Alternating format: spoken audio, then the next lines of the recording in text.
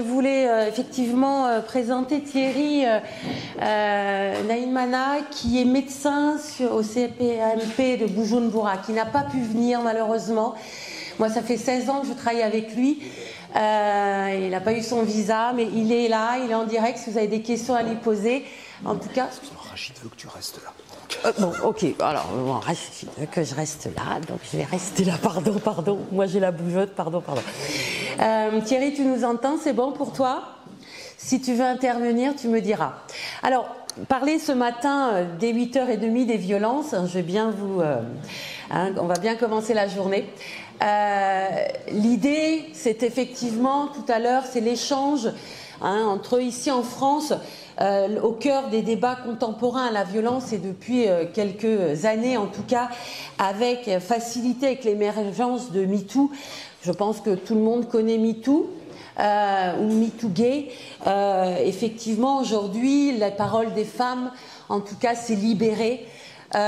Quelques chiffres avant de commencer. Alors bon, là, c'est mon plan introduction, les définitions. Ce qui était important aussi, c'est de parler des conséquences que les violences peuvent avoir, le cycle de la violence, et bien sûr, je passerai un long moment sur la prise en charge et comment moi je mène, on va dire, mon questionnaire dans mes consultations. Donc quelques chiffres, c'est 35% de femmes. Alors ça, c'est les chiffres en France. Bon, Thierry nous aurait donné les chiffres au Bujumbura si on avait, mais en l'occurrence, ça c'est vraiment en France. 35% des femmes ont subi des violences physiques et ou sexuelles perpétrées par leurs partenaires intimes et autres. Donc il faut savoir qu'effectivement, plus de la moitié aussi connaissent leur auteur. Un tiers des femmes ont subi des violences domestiques, soit physiques et sexuelles. 7% ont été sexuellement agressées par une autre personne que leur partenaire. Donc vous pouvez voir que effectivement, et surtout cette année-là, on est à 94 féminicides. Alors on est en diminution. En 2022, on était à 124, 2023 118. Alors effectivement, il y a quand même une baisse importante de victimes, mais les féminicides, en tout cas en France, sont toujours présents. Quelques chiffres encore. 61 000 victimes enregistrées pour des plaintes, c'est pas énorme. On sait qu'effectivement qu'il n'y a que 7% des femmes qui vont porter plainte. 85% des victimes connaît donc son agresseur. 57% des viols se passent lors d'un rendez-vous galant. Les femmes handicapées sont 2 fois plus victimes d'agressions sexuelles. Alors il y a aussi les hommes qui subissent, il ne faut pas oublier, 5,6% de violences faites aux hommes, les hommes battus. Donc c'est un homme sur 18, c'est quand même beaucoup. On en parle peu, ils portent peu plainte, ça c'est connu. 58% contre la communauté, donc de violence contre l'homophobie, contre la communauté gay. Donc voilà, ça c'était quelques chiffres que je voulais vous donner avant de commencer. Donc la définition de la violence, tout comportement au sein d'une relation intime qui cause un préjudice, et des souffrances physiques, psychologiques ou sexuelles aux personnes qui font partie de cette relation. Hop, je ne vais pas me faire à ça. La sexualité, donc on reprendra, on en avait, je ne sais plus qui est-ce qui demandait effectivement, je crois que c'était Solange par rapport à la sexualité. Donc la sexualité comprend tous ces champs et ce paramètre-là. Et forcément, on va revenir sur cette définition quand même qui est très importante de la santé sexuelle. Donc c'est quand même un état physique de bien-être émotionnel et mental. Bon, je ne vous la relis pas, vous l'avez en face.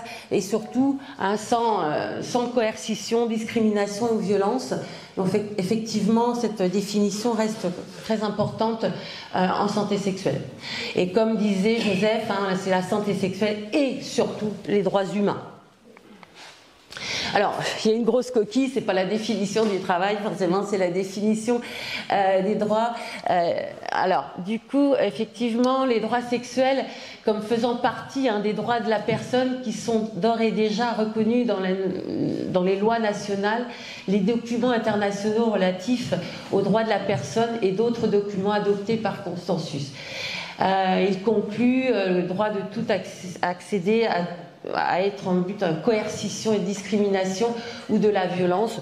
Bon, je ne vais pas vous énumérer tout ça, mais c'est effectivement des définitions qui sont importantes.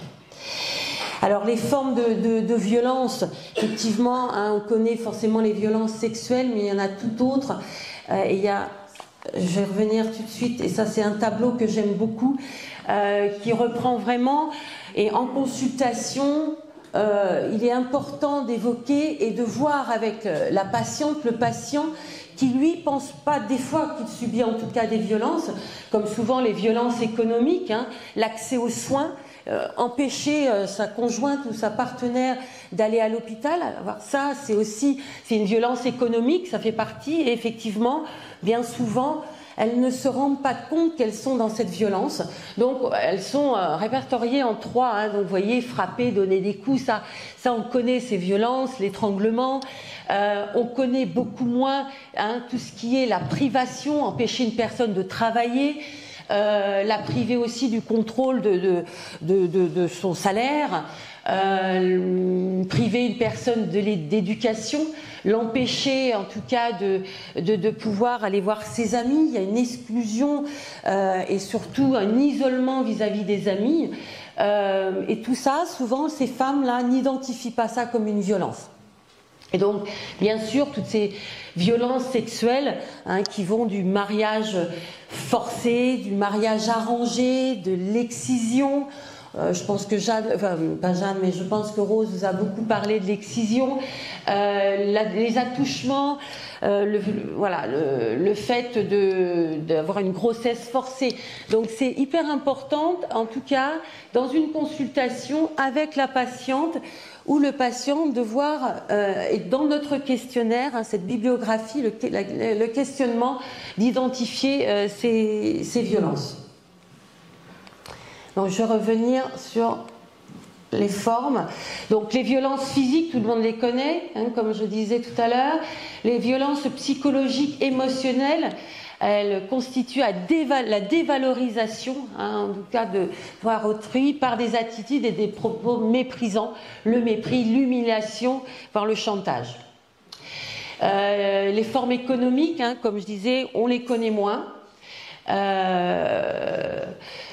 Effectivement, le fait de priver quelqu'un des ressources financières, ça se voit beaucoup et dans les couples qui subissent des violences, ces femmes, et surtout la conséquence que ça peut avoir effectivement après sur sa vie quotidienne. Les violences sexuelles donc, sont définies comme tout acte sexuel, tentative pour obtenir un acte sexuel, commentaire ou avance non désirée de nature sexuelle ou acte visant à un trafic ou autrement dirigé contre la sexualité d'une personne en utilisant la coercition commise par une personne indépendamment de sa relation avec la victime dans tout contexte. Cause de la violence, donc profonde des violences sexuelles basées sur le genre, sont liées aux normes sociales, aux culturelles qui définissent les règles et attendent vis-à-vis de manière dont les groupes et l'individu sont censés agir au sein de la société. Ces normes culturelles et sociales comprennent nos attitudes, nos croyances et nos valeurs, et elles favorisent les inégalités de pouvoir entre les hommes et les femmes. Ceci peut être illustré par certains adaptes. Alors, c'est effectivement tous ces mots. Peut-être que Thierry, si tu nous entends, est-ce que tu peux faire la traduction de ces mots qui étaient, que tu avais évoqués au Burundi? Tu es encore là? Non, on a perdu le Burundi, dommage. Bon, effectivement, tout ça, ces mots d'insultes, voilà, connus en tout cas, et évoqués, les termes utilisés au Burundi. Ah, faut pas que je bouge, pardon. Non, c'est pas ça. Tu as changé de micro. Hein? Non, on vous entend plus. Ah, pardon. Les facteurs favorisants, donc effectivement, la pauvreté, l'abus de l'alcool, alors énormément de consommation d'alcool, aussi chez les femmes, qui est aussi une conséquence, faible niveau d'instruction, l'isolement social et l'absence, alors aujourd'hui forcément tout ça ici aujourd'hui en France c'est un crime, ça va de l'excision au viol. Pour d'autres pays la répression en tout cas est difficile. Je vois au Burundi les violences, les femmes n'en parlent pas, en tout cas c'est ce que Thierry évoquait, mais elles ne vont pas porter plainte. Déjà en France, ça a été difficile, mais encore aujourd'hui, mais néanmoins, on peut accompagner, et puis on a la chance d'avoir un tissu associatif en France pour qu'on puisse accompagner ces hommes et ces femmes à porter plainte. Donc forcément, les conséquences sont gravissimes, sont bien sûr physiques, donc quand c'est les blessures, des infections, des IST, des grossesses non désirées, des avortements, des troubles menstruels plus importants ou une interruption, des troubles gynécologiques, incontinence urinaire et jusqu'au féminicide ou au décès. Par rapport aux conséquences, oui, je vais revenir après, les conséquences psychologiques, fortes, donc dépression, des frayeurs soudaines, des crises de panique, des troubles du sommeil, des cauchemars, des difficultés à s'endormir. En tout cas, c'est ce que nous évoquent la plupart des patientes qui consultent. Conséquences sociales, le rejet par le conjoint, la famille, la communauté, la stigmatisation, l'exclusion sociale, l'abandon de l'enfant. En tout cas, c'est toujours un choix, et on verra par rapport au cycle des violences que je vais vous présenter tout de suite. Voilà, ce cycle des violences avec cette montée de tension. La deuxième phase avec ces incidents de violence et après cette période de lune de miel où on fait des cadeaux et on se donne en tout cas une deuxième chance, et souvent ces femmes-là ne portent pas plainte, ou ces hommes, à la première gifle, en tout cas à la première violence, et tout simplement, et ce que évoquent nos femmes, c'est qu'elles ont peur. Il y a la peur, il y a la honte, il y a le rejet. Et surtout, il y a du chantage vis-à-vis des enfants. Et puis ça, forcément, si on va porter plainte, la cellule familiale éclate, et donc c'est tout un échec de vie qui se met en place. Donc aller porter plainte, quitter le domicile, c'est très très très compliqué, et souvent c'est pas à la première gifle ou à la première violence.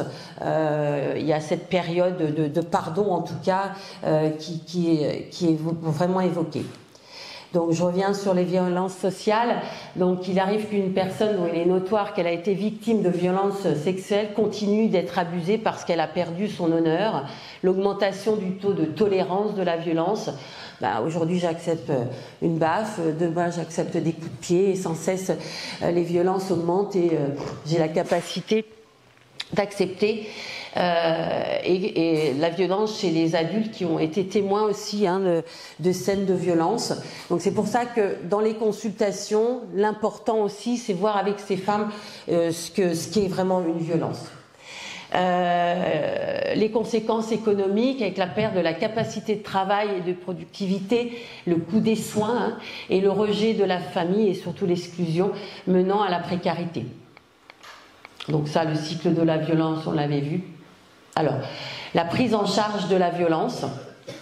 Donc déjà, c'est d'identifier les victimes de violences sexuelles basées sur le genre, soutenir la victime. Donc comme je disais tout à l'heure, moi j'ai un petit questionnaire, alors maintenant qu'effectivement je ne me sers plus, mais ce qui est important quand on prend en charge la violence, soit les personnes viennent dans un parcours de soins où il y a déjà une équipe de constituée. Maintenant, la violence devrait être posée quasiment dans tous les entretiens. Ça même, je ne sais pas, un médecin généraliste, on pose bien sur le mode de vie. Est-ce que vous buvez? Est-ce que vous fumez? Est-ce que vous êtes marié? Est-ce qu'on vous a fait du mal? Est-ce que la violence devrait être posée quasiment pour chaque personne? Enfin, je pense que c'est nécessaire. En tout cas, moi, toute personne que je vois pour une première fois, je passe 40... Alors, j'ai la chance de pouvoir faire des consultations de 45 minutes, 1 heure, mais je ne laisse pas quelqu'un partir si je n'ai pas évoqué, en tout cas, cette notion de violence. Je ne la pose pas comme ça, hein, je donne quelques phrases.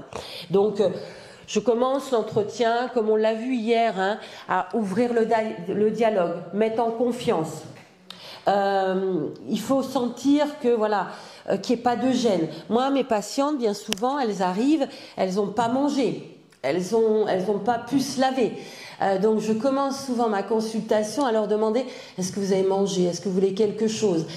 Des fois, on passe, voilà, déjà 15 minutes à être dans ce réconfort de nourriture. Elles ont faim, elles ont souvent dormi soit à l'église ou dans une association ou des fois dehors. Donc, commencer la consultation en sexologie par ça. Le fait aussi de pouvoir aussi après, et on l'a vu hier dans les jeux de rôle, hein, la confiance.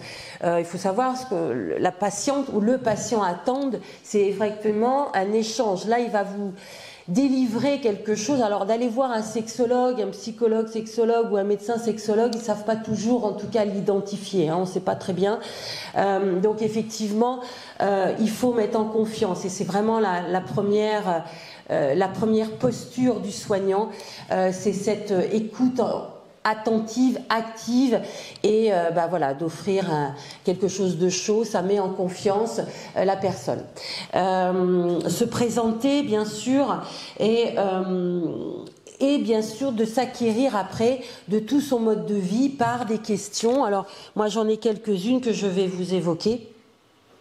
D'abord de savoir où est-ce qu'ils vivent, où est-ce qu'ils dorment, est-ce qu'ils ont des enfants, est-ce qu'il y a des enfants qui sont en France, est-ce qu'ils sont restés au pays pour les personnes migrantes, est-ce que les personnes sont mariées, est-ce qu'ils ont quelqu'un, en tout cas, est-ce qu'ils ont un partenaire, est-ce qu'ils ont des rapports sexuels, la fréquence des rapports sexuels, comment se passe, est-ce que vous êtes satisfait de vos relations sexuelles, comment ça se passe, est-ce qu'il y a une notion est-ce que vous êtes toujours consentante, est-ce qu'il y a des moments où elles vous sont forcées ces rapports sexuels, est-ce que vous avez des désirs sexuels, des pensées sexuelles, tous ces termes sont posés et ça je pense que c'est important. Est-ce que vous avez du désir, est-ce que vous avez du plaisir, aborder les questions aussi du multipartenariat, des relations sexuelles, est-ce qu'elles étaient protégées, non protégées? Ça permet d'évoquer la contraception, d'évoquer les IST en même temps. Tout ce qui est le consentement aussi est important. Et puis là, quand il y a des signes évocateurs, là on recherche les dyspareunies, les douleurs, hein, de bien comprendre. Moi je commence aussi mes consultations. Alors j'ai dans mon sac, pardon je bouge, mais j'ai un petit objet que j'ai sur mon bureau, voilà, que je vais vous faire passer. Ça détend souvent, mais ce qui est très important, voilà, c'est ma vulve en silicone que j'ai, qui est vraiment très importante parce qu'il faut comprendre l'anatomie. Il faut qu'elle comprenne l'anatomie. Pour une femme qui a été excisée, l'excision pour elle, on lui a tout enlevé et donc de lui expliquer qu'il y a plusieurs types d'excision, que voilà, tout cet organe est logé dans une partie de son intimité qu'elle ne connaît pas. Alors moi je leur fournis des glaces aussi pour pouvoir observer, voir en tout cas leur partie intime qu'elles n'ont jamais regardez, même des fois elles n'osent même pas la toucher. Rose, de toute façon, dans ses ateliers, ont dû aussi vous expliquer qu'effectivement, la sexualité, elles peuvent en parler avec des amis qui vont leur donner des conseils aussi pour mettre des produits dans le vagin, pour resserrer le vagin, pour donner du plaisir. Tout ça, on est dans une violence quand même, hein, induite voilà, par une demande soit du mari, et donc toutes les conséquences, et Rose vous l'a évoqué, de mettre des produits dans le vagin a des conséquences d'infection, et ça c'est vraiment important de voir avec elle. Donc moi mes consultations, voilà, je continue dans les questions, mais je présente déjà l'intimité, J'ai mes petites plaquettes en tout cas d'anatomie et je leur explique comment ça fonctionne. Et on passe souvent 10-15 minutes à ça. Donc, dans mon questionnaire, il y a aussi, voilà, donc, je dépiste les IST, on voit les relations protégées, non protégées. Hein, je présente les préservatifs, je représente comment mettre les préservatifs aussi féminins. On repère aussi les mutilations sexuelles féminines, on en parle beaucoup. Donc effectivement, on parle aussi des enfants. Il faut savoir que l'excision a été souvent une cause, hein, en tout cas pour quitter le pays. Donc souvent elles sont là aussi pour cette reconstruction. Donc on en discute. On a un parcours de santé qui a été construit sur l'hôpital Avicenne, qui est le parcours de ces femmes migrantes, et hommes, hein, parce que quand je dis femmes, c'est aussi les hommes, qui ont eu un parcours migratoire compliqué, avec des violences liées à leur trajet bien souvent. Donc il y a une prise en charge psychologique, assistante sociale, médicale, sexologue, et donc effectivement après il y a des activités, elles font de la danse. Nous on a la chance à Paris d'avoir vraiment beaucoup d'associations, hein, qui prennent en charge les femmes qui ont subi des violences et aussi des hommes. On a de plus en plus d'hommes dans le groupe. Il faut savoir que l'excision aussi, c'est pas qu'en Afrique, hein, en Inde aussi, en Indonésie, donc il faut aussi penser aux personnes qui viennent d'Asie du Sud-Est. Nous, c'est une population qu'on ne reçoit pas beaucoup, mais effectivement, il faut aussi évoquer ces mutilations sexuelles qui ne sont pas que sur l'Afrique. Donc, construire, ce qui est important, voilà, construire ces questions, construire un plan de manière à ne pas oublier, hein, d'évoquer pratiquement à chaque consultation ces violences.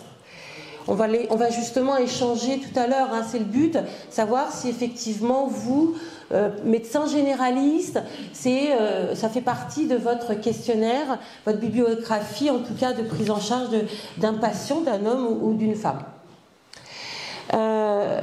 Donc voilà, un soutien, une écoute active, valider les sentiments et les inquiétudes de la patiente, interroger les victimes sur ses besoins et ses préoccupations. Ah donc je reprends comme tout à l'heure, pensez aussi à la vaccination. Beaucoup ont pu avoir été agressés par des objets en tout cas, donc effectivement revoir les vaccinations, et puis surtout, et notre rôle en tant que sexologue, hein, moi je ne suis pas psychologue, moi je suis infirmière sexologue, donc effectivement c'est souvent par le biais aussi des dépistages que j'arrive à évoquer les violences, mais effectivement l'orientation est notre rôle principal. Hein, on informe, on documente la personne, mais ce qui est important, c'est d'orienter. Moi, je vous dis encore, je ne suis pas psychologue, donc il y a des portes que je ne veux pas ouvrir. Si je vois qu'effectivement la personne m'évoque des souffrances, hein, l'idée en 45 minutes, c'est pas de... Moi, je ne veux pas qu'elle reparte plus abîmée qu'elle n'est arrivée. Hein, donc, c'est toute une prise en charge avec les psychologues aussi. Donc, chacun son métier. Donc, effectivement, moi, j'évoque beaucoup toutes les notions de prévention, d'éducation, on va dire d'apprentissage. Mais en tout cas, dès que je décèle vraiment une grosse un traumatisme lié à ces violences, effectivement, je demande l'autorisation à la patiente de pouvoir l'orienter vers le psychologue qui va la prendre en charge beaucoup plus longuement. Et souvent après, moi je les revois après, hein, parce qu'effectivement, quand il y a leurs préoccupations pour beaucoup, hein, ne sont pas la santé sexuelle. Hein. La préoccupation, c'est le logement. La préoccupation, c'est de pouvoir avoir des nouvelles des enfants. La préoccupation, c'est de manger. Mais la santé sexuelle, bien souvent, dans l'histoire du parcours, elles me sont adressées par le médecin. Hein, c'est pas une demande, les premières, c'est pas une demande de leur part. Hein. Après, oui, quand il y a eu un long travail on va dire, quand il y a eu des échanges, quand elles ont rencontré des femmes aussi qui ont vécu les mêmes choses qu'elles. Ça, c'est très important, hein, ces récits, ces temps d'ateliers qu'on peut faire. Moi, quand j'ai monté mes ateliers de sexo, je mettais atelier sexologie, j'avais 1-2 personnes. Et quand j'ai mis mes ateliers vie intime et vie affective, on s'est retrouvé à 15. Hein, donc ça aussi, c'est pareil. Hein, les mots ont un impact. Sexologie, parler de sexe, c'est pas le moment. Mais par contre, parler des enfants, parler de l'intimité, parler de l'affectivité, parler du conjoint, du couple, ça, elles étaient... puis quand elles commencent, moi, ce que je trouve extraordinaire, c'est que je me suis dit, ça va être compliqué. Elles vont pas échanger en groupe, déjà... d'ouvrir le dialogue à deux, de se libérer de certains traumatismes, ça va être compliqué. Et quand je vois comment elles parlent en toute liberté, hein, de leur VIH, comment elles parlent de leur traumatisme, d'un viol qu'elles ont pu subir en Libye, enfin moi je reste toujours surprise de ces échanges qu'elles ont très facilement. Cette résilience aussi, c'est la résilience, d'avoir vécu une succession comme ça de violences du pays, du parcours, de la traversée, comme elles évoquent en Libye, des séquestrations où elles ont été battues. En France aussi, avec cette violence, je ne sais pas parler, mais énormément de violences transactionnelles. Vous connaissez tous ce terme transactionnel, hein, c'est en échange d'un logement, en échange de cadeaux. Beaucoup, malheureusement, pour avoir un toit, sont dans ces relations transactionnelles. Il faut savoir, et dans une étude qui a été faite, énormément d'hommes et de femmes se font contaminer sur le territoire en arrivant en France. Hein. C'est en France. Hein. Une femme qui dort ou un homme qui dort dans la rue, enfin une dame qui dort dans la rue, on sait qu'elle est en grand danger. Je vais beaucoup dans les squats faire de la prévention santé sexuelle à Aubervilliers. Hein, à la colline du Crac, enfin bon, moi je suis toujours dans les foyers, et là on isole des femmes qui sont une fois, il n'y a qu'une femme pour 200 hommes, 2-3 femmes, qui a quelques enfants qui sont là, donc l'idée, voilà, c'est de faire de la prévention et de les placer. Moi je travaille beaucoup avec une association, la Main Tendue, qui fait un travail extraordinaire avec ces femmes, et donc de prise en charge, et puis donc ce parcours permet, voilà, ces échanges, ces ateliers, de faire de la danse, de faire de la musique, d'aller visiter aussi des musées qu'elles n'ont pas été habituées. On a aussi eu l'occasion de leur faire des tours de péniche, de faire une soirée sur la péniche pour aussi se rencontrer. Tout ça, c'est pour casser l'isolement, de parler. Et bien souvent, moi, très peu de femmes que je suis me demandent la reconstruction chirurgicale. J'ai eu une seule femme qui a fait cette chirurgie réparatrice, mais en tout cas la réparation passe en tout cas par cette reconstruction, et je n'ai pas... Alors je crois que dans la salle il y a une personne qui s'occupe des femmes, j'attends votre avis là-dessus, mais en tout cas d'où très peu de femmes. Le départ c'est la demande, mais en tout cas... après le suivi et au bout de 1 ou 2 ans, parce que l'idée aussi c'est que ces femmes puissent être autonomes et ne restent pas 3-4 ans dans le parcours forcément, mais effectivement l'autonomie les rend autonomes et très importante. Voilà, je vous remercie.